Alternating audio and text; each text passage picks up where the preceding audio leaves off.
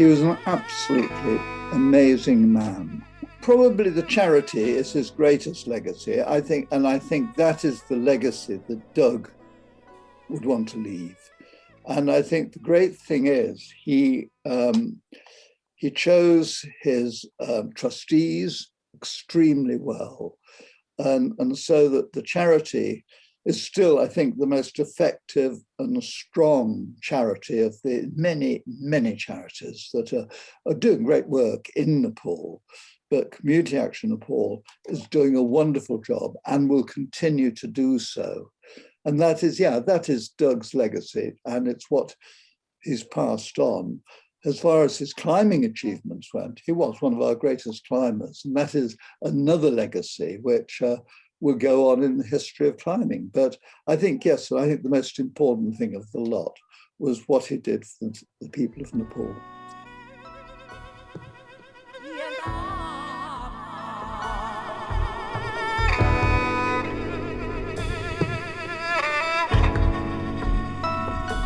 Doug Scott, it's a real pleasure to see you here at the Heswall Festival. Were you surprised to be asked to take part in an arts festival? No. We're actually putting on a mountain arts festival at Reged, outside Penrith, the 6th, 7th, 8th of November. And the group Ice Axe and Violets are performing there.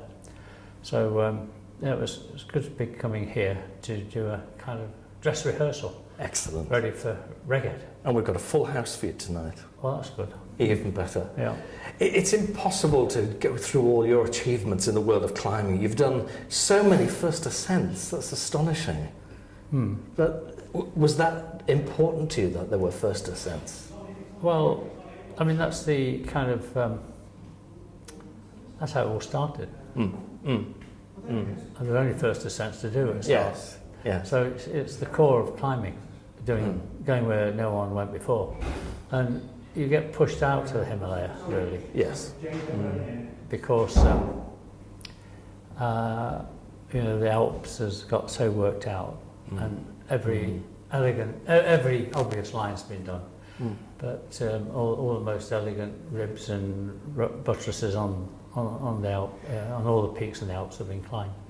But apart from Everest, the Himalaya is wide open. In fact, there's still probably more peaks over 6,000 metres unclimbed that have been climbed. Really, still? So plenty left, much to do.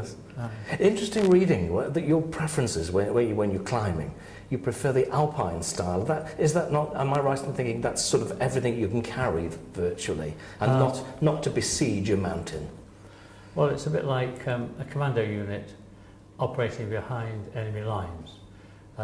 Just your own little group to take care of things, and if anything goes wrong, well, you just have to rely on each other.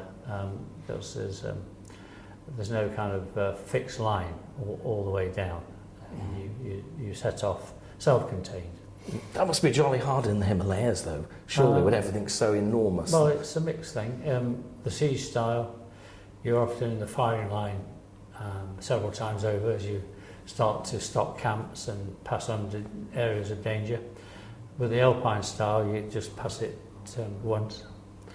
But then again, when you are caught out in bad weather, you've got so little food and equipment, so you're a bit exposed. Swings around about.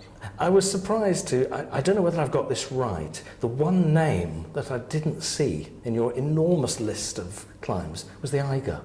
No, not climb. Oh, I did climb the Eiger, but not by the North Face. No. I went up the Mittelege Ridge once. Because that's the one everyone seems to race up in a couple of hours now, compared with how it used to be. No, I never tried the Eiger, nor the Matterhorn. No. Well, the one thing that we know you're associated a lot with is Community Action Nepal. So that's obviously massively important to you to keep that connection with this country. Well, it's been useful in that respect. Just as my strength's failing, become old and feeble, I've still got a good excuse for going out there. And we're involved with about 40 odd projects, half of them all now flattened on the 25th of April. Have you been out there since that event? Yes, we're out there about 3 weeks ago. So what is it like there now? Oh, it's heartbreaking. Pretty appalling, and see the devastation and the haunted look in the eyes of folk we've known for so long. But they're all determined to get cracking and put it all back together. We've raised £1 million and over £1 million now. So we have the funds to rebuild and build better with future shops in mind on our patch. And that's all you can do really. Don't think about the wider issues. Just rebuild what we've already started. It's the day-to-day things they need at the moment. Yeah, we've put in about £65,000 worth of sort of food, medicines, tarpaulins, tents and all that, to see them through the monsoon. But a lot of our time right now is taken up in designing schools, health posts and homes that will withstand future shocks. And we're looking at what people have done around the world. New Zealand, Christchurch, Japan, and the big earthquake in 2005 in Hunza, in North Pakistan, where I think it was about 80,000 people died. 10,000 died in Nepal. And so we're examining everything that others have done, putting together plans that have to be approved by the Nepalese government before you can get started. But that's happening right now. The first thing we're going to do is rebuild the hostels at a big school we built in Malemchi for 400 kids. They are being fed, accommodated and having lessons in temporary learning shelters at the moment. But they've remained dry through the monsoon, but now the cold of winter is going to be a real problem. Because they're not insulated, those tents, and so we want to crack on with building the hostels that have collapsed. Well, it's fantastic work, it really is.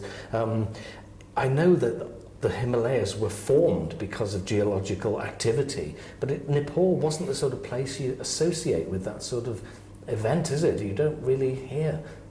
And it was a surprise to so many people, I think, when it was so bad. It might be to tourists who found it, so idyllic, but actually all the geologists have been saying for years they expected this to happen.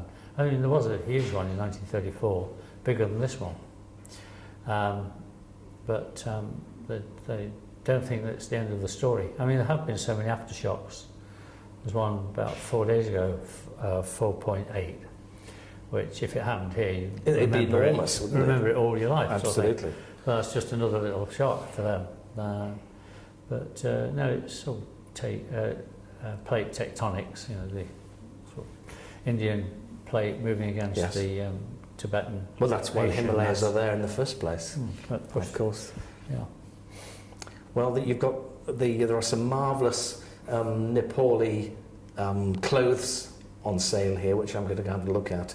Let's just hope that the work carries on and they get through this winter, because that's going to be very hard. It is, and the sales are important to us. We bring them over from Nepal, a lot of them made locally.